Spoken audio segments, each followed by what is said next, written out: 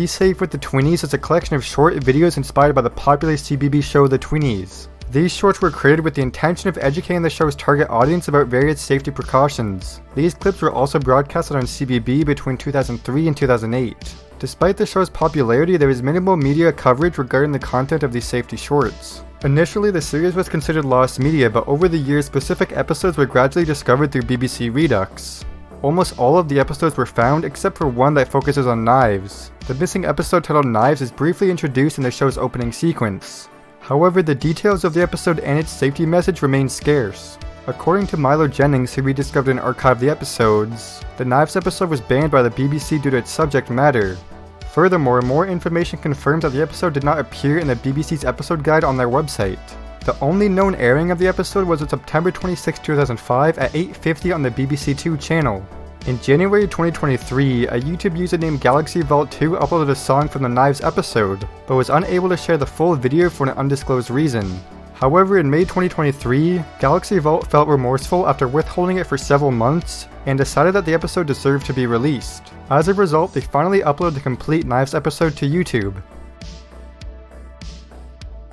Roly-Polys Nanakorobi Yaoki and Roly-Polys World Tour are educational games designed for PC and Mac platforms. These games were released in 1997 and developed by Outside Directors Company and published by Shinko Music Entertainment. Catering to a young audience, both groups feature a vibrant group of animal characters known as Roly-Polys. The primary goal was to convey fundamental knowledge such as history and the alphabet. Despite their target demographic being children, the creator Osamu Sato believed that adults could also derive enjoyment from the games. Nanakorobi Yaoki was showcased at Macromedia Yukon in September 1996, and was even a finalist in the Kidswear category of the Macromedia Multimedia Awards. There were plans to release the game internationally under the title The Quick Brown Fox Jumps Over the Lazy Dog. However, these plans fell through as publishers in the US and Europe expressed disinterest in distributing the game. Consequently, the release date was pushed back from November 1996 to March 14, 1997. On the other hand, World Tour was released on November 21, 1997. Unlike its predecessor, it did not receive exposure at conventions, and there were no intentions to release it in any other countries. Although copies of both games exist, they are pretty difficult to find. Several Japanese shopping sites list the game but do not actually have them available for sale. The only known record of a copy being sold online was through an auction for the first game in June 2002. But then a Reddit user named Visual Menace discovered an auction listing for a copy of Roly-Polys Nanakorobi Yaoki, which was eventually purchased by a member of their Osamu Sato Discord server named Gohald. They then proceeded to rip the game on July 21, 2019, preserving its contents. Then finally on May 31, 2023, a copy of World Tour was discovered and uploaded to archive.org by a Reddit user named BakuDD. Superwhy is an animated television show that aired from 2007 to 2016. The series revolves around a kid who lives in Storybrooke Village, and whenever he or his friends encounter a problem, they have the ability to enter storybooks and collect super letters that help them solve their issues.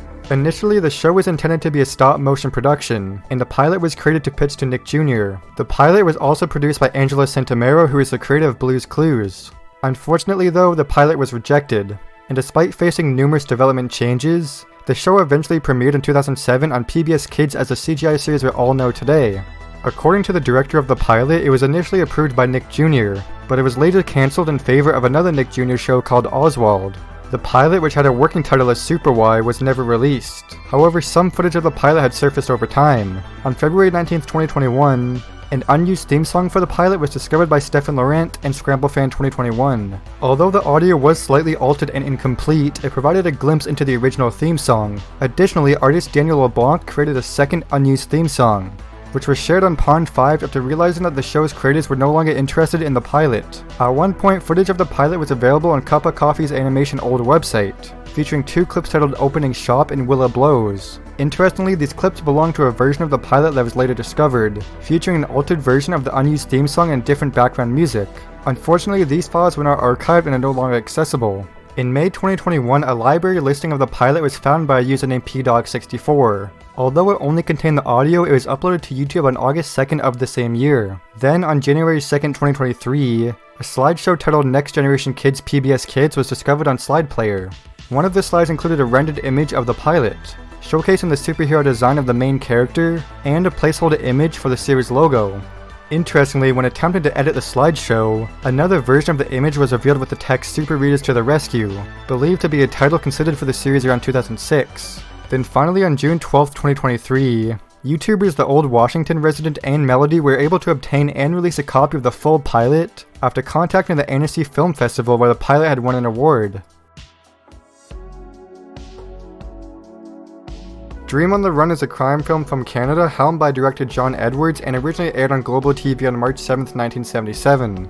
The film was associated with Circle Productions, which was Edwards' production company that is no longer active. Due to difficulties in securing investors, Edwards financed the movie himself and shot it between 1973 and 1977. The storyline revolves on a former convict striving to lead a law-abiding life after being released from prison, drawing inspiration from Edwards' own encounters with life. Despite the existence of promotional material, production stills, and vinyl pressings of the soundtrack, the actual film remained unseen until very recently. The search for a copy of the film commenced after a post was made on r/Lost Media in February 2022 by a Reddit user named Temporary Stope. Then in May 2022, the Toronto International Film Festival accessed a physical file on the film, scanning some of its contents. While they did not possess a copy of the film itself, they did have production photographs, marquee posters, and a newspaper interview with director John Edwards. Then finally on June 1st, 2023, the film was uploaded to the Internet Archive by a user named QuickFox2013 from the Lost Media Wiki. This user said that they acquired permission from the copyright holder to obtain and share the copy held by the Library and Archives of Canada. The Glucoboy was a peripheral for the Game Boy Advance that included an integrated game cartridge. It was developed by Guidance Interactive Technologies and released in 2007. The concept for the Glucoboy originated from inventor Paul Wessel in the early 2000s. Wessel's motivation came from his diabetic son frequently misplacing his glucose meter, prompting him to envision integrating a glucose meter with the video game console. He believed that combining the two would encourage diabetic children to regularly monitor their blood sugar levels, which was a process that involved pricking their fingers with a lancet, which could be scary for some children afraid of needles. Wessel approached Nintendo with this project, but the executives in Japan initially found the idea perplexing since childhood diabetes was less prevalent in the country compared to the United States. However, after careful consideration, Nintendo granted approval, and Wessel secured funding from an Australian investor to develop and release a version of the glucose meter for the Game Boy Advance. The Glucoboy was bundled with a cartridge featuring a series of minigames developed by Sensory Sweep Studios, and was released in limited quantities in Australia in 2007, near the end of the Game Boy Advance lifespan. The cartridge included games such as Knock 'em Downs and Lost Star Saga, both role-playing games that rewarded players for frequently checking their blood sugar levels. Shortly after the release, German pharmaceutical company Bayer expressed interest in Wessel's invention and acquired his company in 2008 for $10 million. Bayer then redesigned the Glucoboy for the Nintendo DS, marketing it as a Digit, alongside their existing line of blood glucose meters. The original Glucoboy had a small test release in Australia, with only 70,000 units sold at the price of $300 Australian dollars. After Bayer's acquisition of Guidance Interactive, any remaining unsold Glucoboy stock was reportedly destroyed. As a result, only 2 known copies of the Glucoboy cartridge were known to exist, one in the possession of Paul Wessel and another stored in Bayer's archives. There were no reports of the device appearing on the second-hand market, making the Glucoboy one of the rarest Game Boy Advance titles, if not the rarest. The Digit, while also rare, occasionally appeared on online platforms like eBay, either as a standalone game cartridge or as part of the package including the glucose meter. In 2018, gameplay footage from development builds of the Glucoboy cartridge surfaced on YouTube through a documentary from Kelsey Lewin, in which she interviewed Paul Wessel and members of the development team. Then the Video Game History Foundation discovered an evaluation unit resembling the retail version of the Glucoboy, which then the ROM was released on the Internet Archive on May 31st, 2023.